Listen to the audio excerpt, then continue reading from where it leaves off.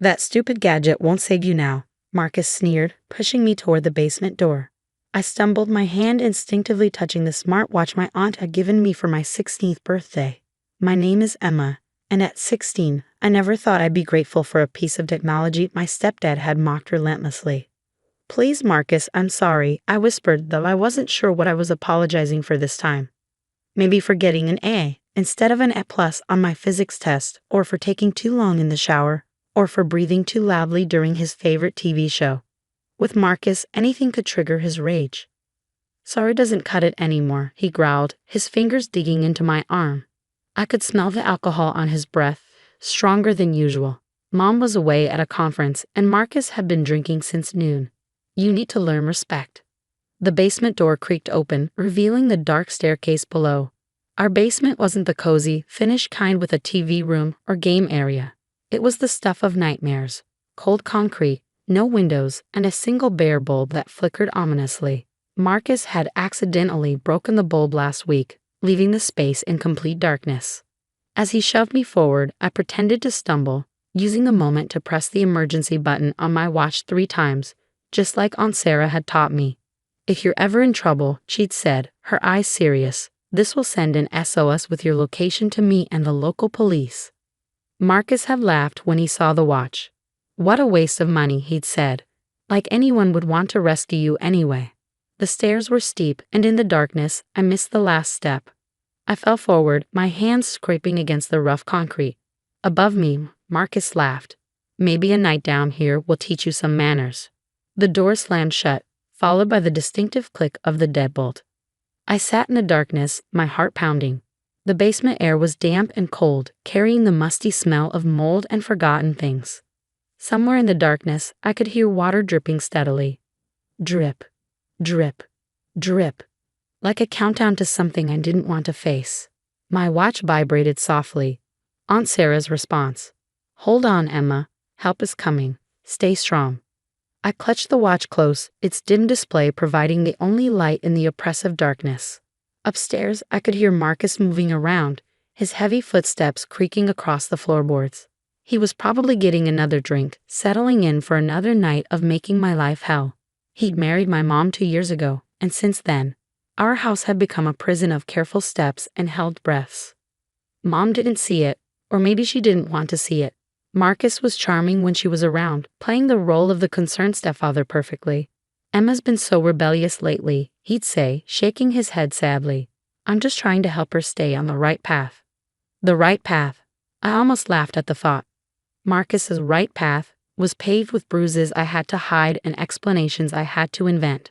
I'm just clumsy, I tell my teachers when they noticed my limping. I fell during soccer practice, I'd say when friends asked about the bruises on my arms. The watch vibrated again. Police are 5 minutes out. Stay quiet. I held my breath, straining to hear any movement upstairs. Marcus's footsteps had stopped, replaced by the sound of the TV blaring some sports game. In the darkness, memories of previous punishments flooded back. The time he'd locked me in my room for 2 days because I'd forgotten to take out the trash. The night he'd made me stand in a corner for hours because I'd gotten home 10 minutes late from school. Each incident carefully timed to happen when Mom was away, each bruise strategically placed where it wouldn't show. But this time was different. This time, I wasn't alone with my fear. The watch on my wrist was more than just a timepiece.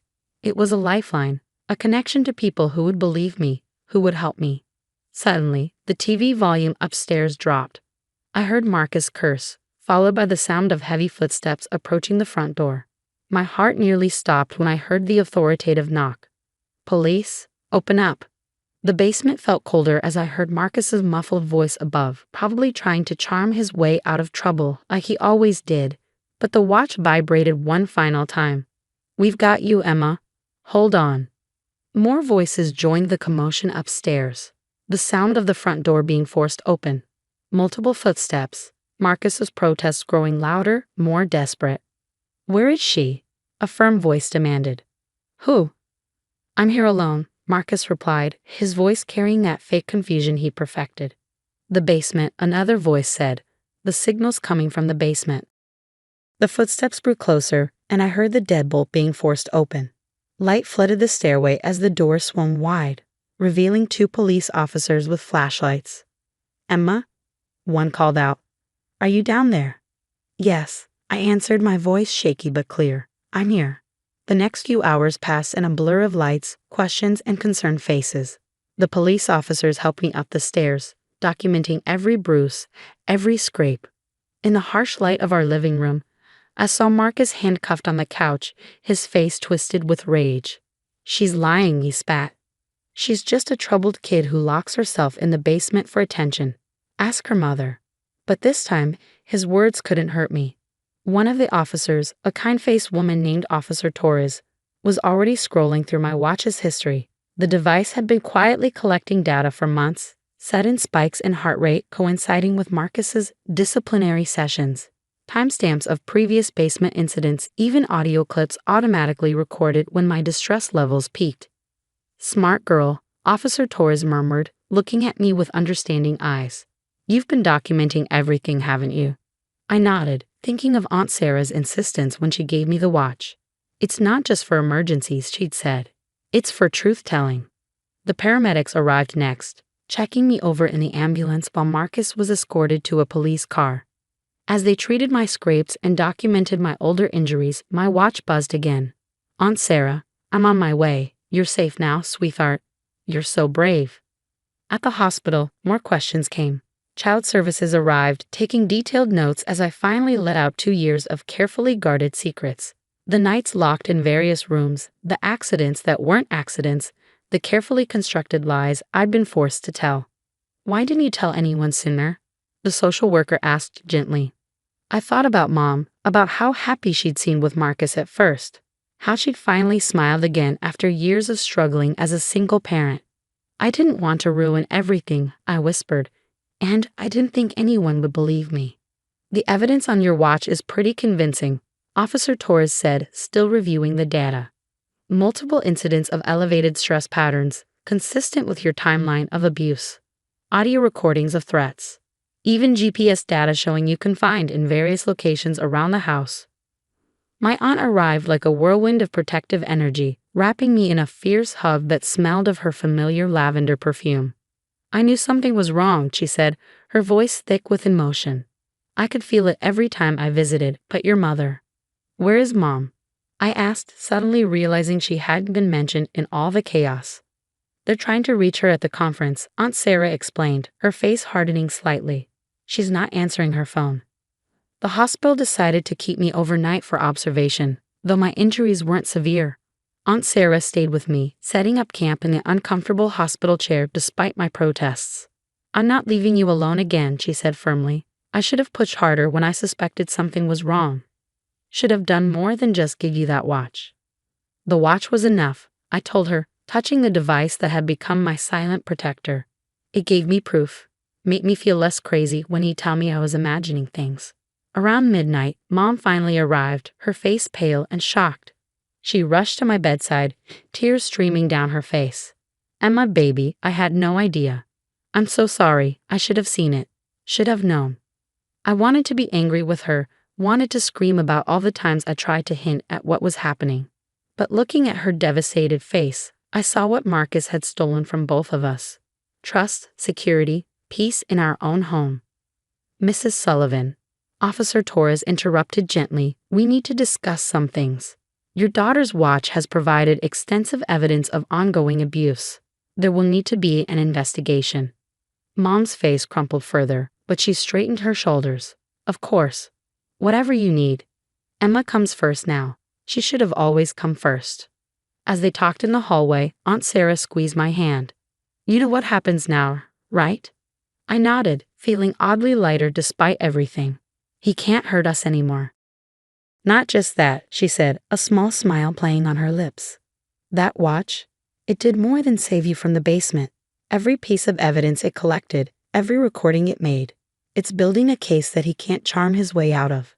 Your stepdad's going to learn that technology isn't so stupid after all." For the first time in 2 years, I felt myself really smile. Marcus had always been so confident in his ability to manipulate situations, to make people see what he wanted them to see. But he'd underestimated both me and the simple device he'd mocked so often. As I drifted off to sleep that night, my watch buzzed one more time. A message from Officer Torres. Evidence review complete. Arrest warrant formalized. He won't be getting out on bail. You can rest easy now. I closed my eyes, finally feeling safe.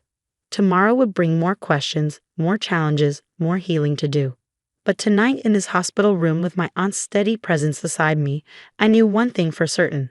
Sometimes the smallest things, like a watch given with love, can break the biggest chains. 6 months later, I sat in the courtroom, my watch still securely fastened to my wrist as Marcus's sentencing hearing began. The past months had been a journey of healing, therapy sessions, and rebuilding trust with Mom. We'd moved in with Aunt Sarah temporarily, our old house holding too many dark memories. The prosecutor had built an airtight case, largely thanks to the evidence from my watch. What Marcus hadn't known was that the device had been systematically backing up everything to a secure cloud server. Every threat, every incident, every time he thought he was being clever, by hurting me where it wouldn't show. It was all there, time-stamped and documented. Your Honor, the prosecutor addressed the judge. The evidence collected from the victim's smartwatch presents a clear pattern of calculated abuse. The defendant didn't just harm Ms. Sullivan physically. He orchestrated a campaign of psychological torture, carefully timed to coincide with her mother's absences. Marcus sat at the defense table, wearing an ill-fitting suit that couldn't hide how prison had already changed him. Gone was the confident swagger, the charming smile that had fooled so many people. He looked small now, defeated. His lawyer had advised him to plead guilty, hoping for leniency. But the judge had seen the complete evidence package, over 2 years of documented abuse, all neatly cataloged by a device that Marcus had repeatedly mocked as stupid and worthless. Mom sat beside me, holding my hand tightly. She'd been through her own healing process, attending therapy sessions and domestic violence support groups. I should have protected you, she'd say often, but I'd learned to respond with what my therapist had taught me. We both survived him. Now we're both getting stronger. The judge's voice brought me back to the present. Mr. Howard, stand for sentencing. Marcus rose slowly, his handcuffs clinking softly. For a moment, our eyes met, and I saw a flicker of the old rage there. But this time, I didn't flinch. I had nothing to fear from him anymore. This court has reviewed extensive evidence of systematic abuse against a minor. The judge began, her voice stern. What makes this case particularly disturbing is the calculated nature of your actions. You deliberately timed your abuse to avoid detection, used psychological manipulation to maintain control, and showed a complete disregard for the physical and emotional well-being of a child in your care. Aunt Sarah squeezed my shoulder supportively as the judge continued. The evidence provided by the victim's smartwatch has given this court an unprecedented look into the pattern of domestic abuse. This technology, which you repeatedly belittled, has become your undoing. The sentence came down hard, 15 years, with no possibility of parole for at least 10. As Marcus was led away, he turned one last time, his face twisted with hatred, but his expression changed to confusion when he saw me smiling. I held up my wrist, making sure he saw the watch that had ended his reign of terror. It wasn't the same one. Aunt Sarah had bought me a newer model after the police kept the original as evidence, but it represented the same thing: freedom, safety, and the power of being believed. Outside the courthouse, reporters waited with cameras and questions. My story had gained attention, not just because of the abuse, but because of how it was discovered. Tech magazines wanted to interview me about using smart devices for personal safety. Domestic violence organizations reached out about incorporating similar technology into their protection strategies. How does it feel? One reporter asked. Knowing your watch helped bring your abuser to justice. I thought carefully before answering. It feels like validation. For every kid who's ever tried to tell someone about abuse and wasn't believed. Technology can't lie or be charmed. It just tells the truth. Mom and I moved into our own apartment a month after the sentencing. It's a small place, but it's ours, filled with sunlight and new memories. My watch sits on its charger by my bed each night, no longer needed for protection but kept as a reminder of survival. I started a blog about my experience helping other teenagers understand how technology can be used for safety. Sometimes I get messages from kids in similar situations, and I always tell them the same thing: document everything. Truth has power, and nowadays, we have more ways than ever to prove it. Last week, I received a letter from Officer Torres. She's been using my case as a training example for other officers, teaching them about modern tools for detecting domestic abuse. Your story has already helped save 3 other kids, she wrote. Your courage didn't just save yourself. As I sit here now, wearing my watch and writing this story, I think about how Marcus never understood what real strength looks like. He thought power came from fear and control. But real power, it comes from survival, from speaking truth, from using whatever tools you have to fight back. My watch shows 3:47 p.m. It's just a normal Tuesday afternoon now. No fear, no hiding, no holding my breath when I hear footsteps. Just the quiet tick of time moving forward, marking each moment of freedom I've earned, 1 second at a time.